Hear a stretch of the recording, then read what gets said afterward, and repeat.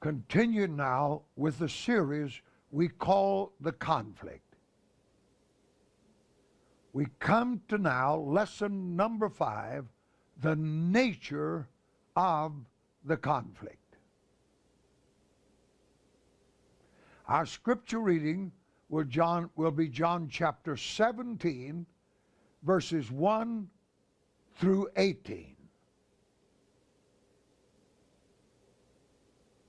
We'll also read in 1 Timothy 3 and 16.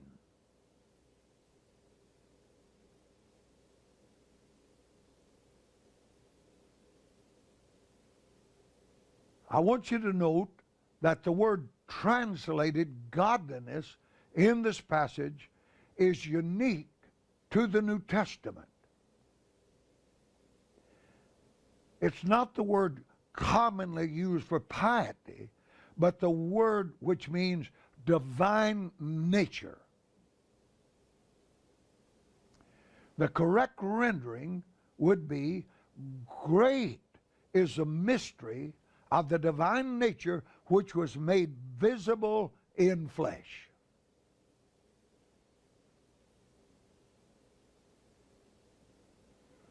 I mention this because it removes the difficulty usually associated with the passage of Scripture.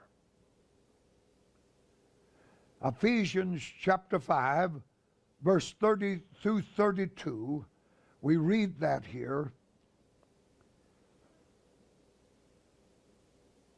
For we're members of the body of Christ, of his bones. For this cause shall a man leave his father and mother, and shall be joined unto his wife. They two shall be one flesh. This is a great mystery, but I speak concerning Christ and the church. In the two passages, in Timothy and Ephesians, we have the interpretation of John 17. If you take the scripture in Timothy and note its clauses, then carry everything back to John 17, you will see there's a twofold connection. First, there's a connection with Christ personally. Second, the connection with those who constitute his church. The divine nature was manifested in flesh. There's no doubt that refers to Christ. John 17 and 8 definitely alludes to this fact. They have believed that thou didst send me. He then carries this forward to the church. And while it doesn't give the full unveiling of the later New Testament writings, it clearly tells the truth of the final fulfillment. I in them, verse 23. Taking their place in the body, those who believe would in turn become the vessels of the testimony. Later, the apostle expresses it in this way.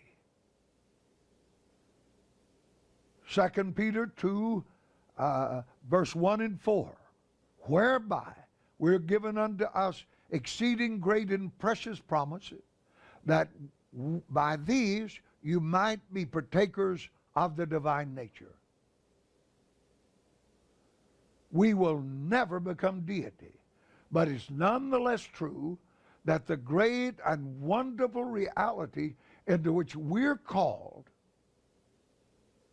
is the forming the body for the dwelling place of Christ, of whom it says the divine nature was manifested in the flesh. In this, God is saying that the manifestation should not cease in the world with the ascension of Christ to glory.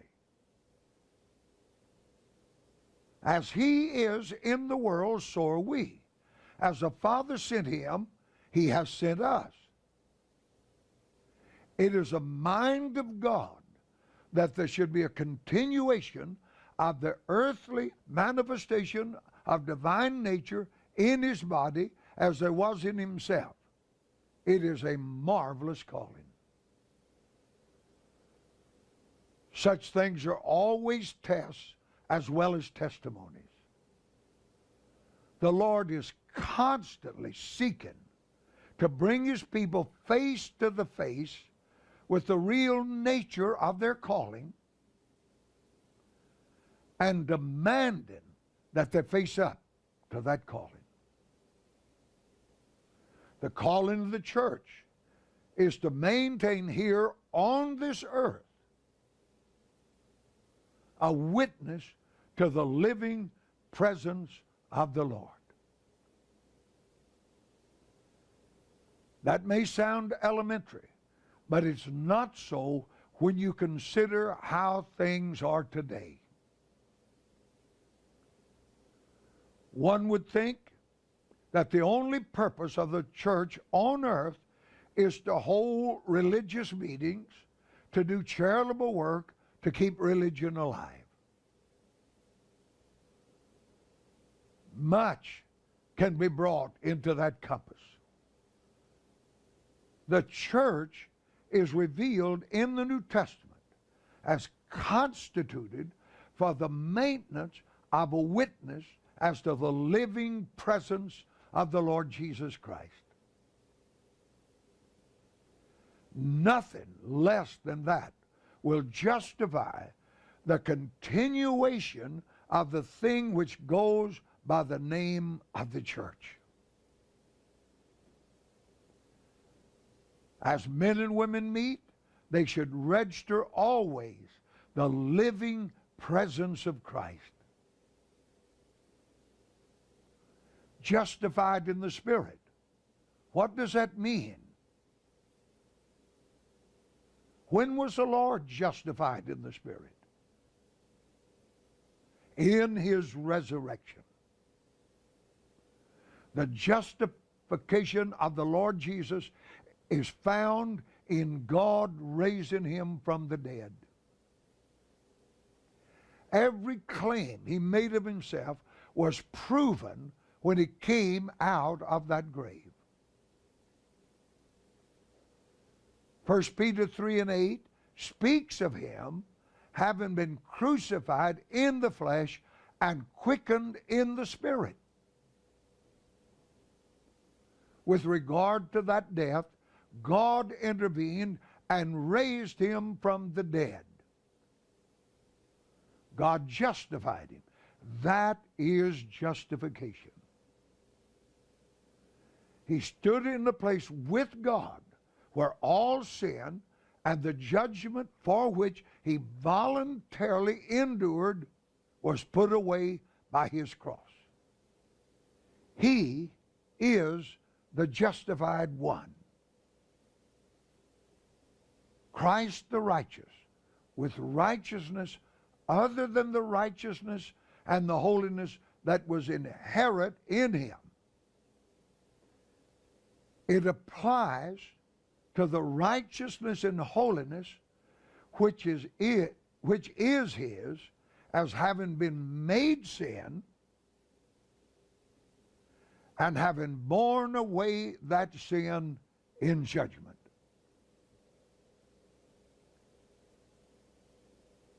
So that God can be just and the justifier of all them that believe. Where do we find resurrection? In John 17, in verse 2. As thou hast given him power over all flesh, that he should give eternal life as to many as thou hast given him. There is no eternal life except on the ground of Christ being risen. And he speaks as though he were already resurrected. How often in this chapter does the Lord use this phrase, whom thou hast given me? Jesus gives three things to those who the Father has given him. In verse 2, he gives them eternal life. In verse 6, he gives the revelation of the Father's name. In verse 8, he gives them the words of God. He gives them eternal life. Eternal life is a fruit of his death and resurrection. What is the calling of the church? It has been raised up to maintain the testimony in this world of a life that has overcome death. That is said in John 17:14, against a world that hates all righteousness, the world hated them. In verse 15 he says, I pray not that thou should take them out of the world, but that thou shouldest keep them from the evil one.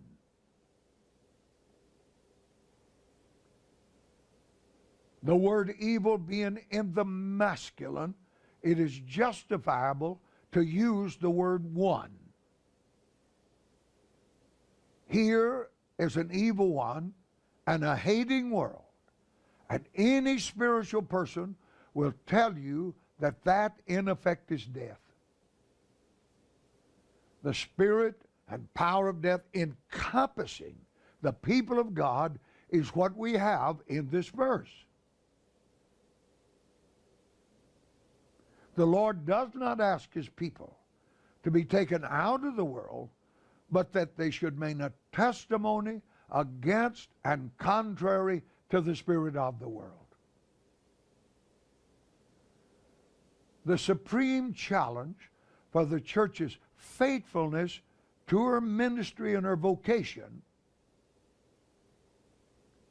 is whether its conditions bear true witness that it has not been overcome by spiritual death. We must make an individual application here also, because what we're saying applies to us individually as well as collectively. It's not possible for all of us to have the advantage of a collective fellowship of God's people. Some of us have to live in places where we're very, very much alone. Nevertheless, this word is for us. The Lord has ordained that his people, whether they're able to gather together with all the advantages of so doing, or whether they be scattered and isolated, shall have in them the power of life to transcend the power of death. This is the will of God.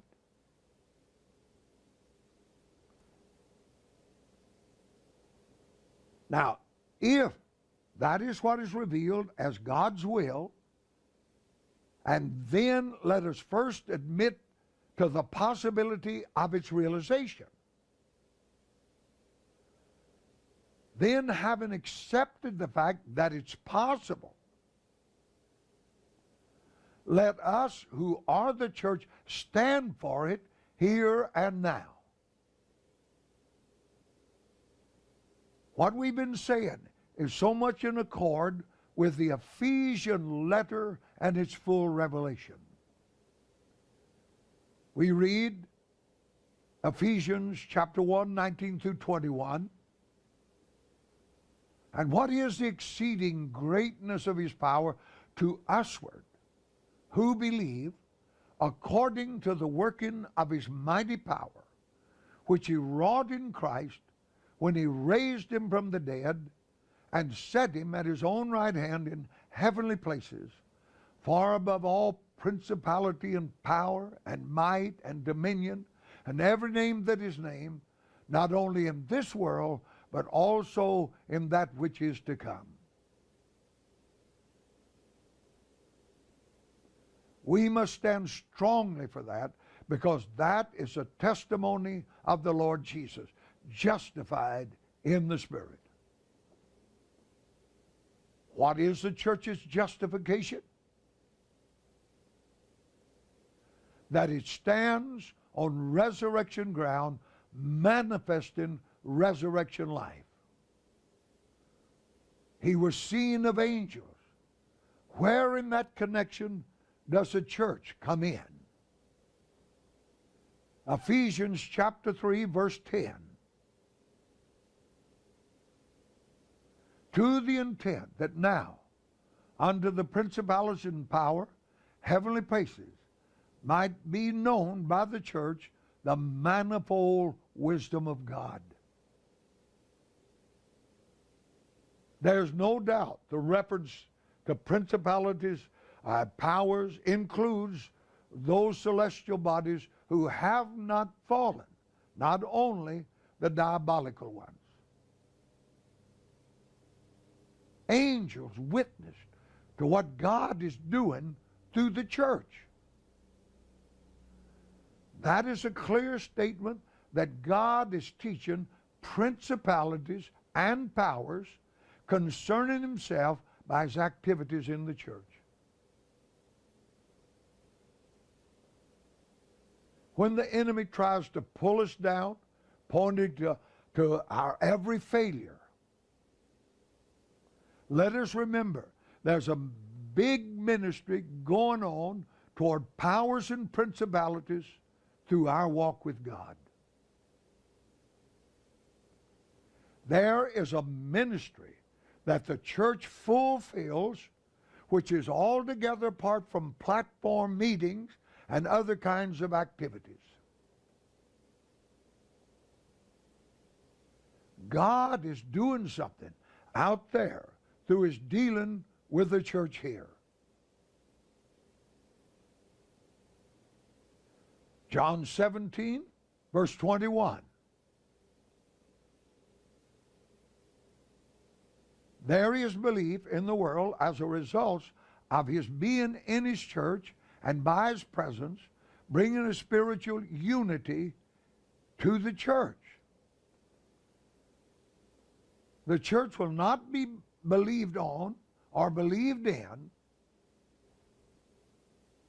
until and unless there's a manifestation of the Spirit of Christ in mutual love.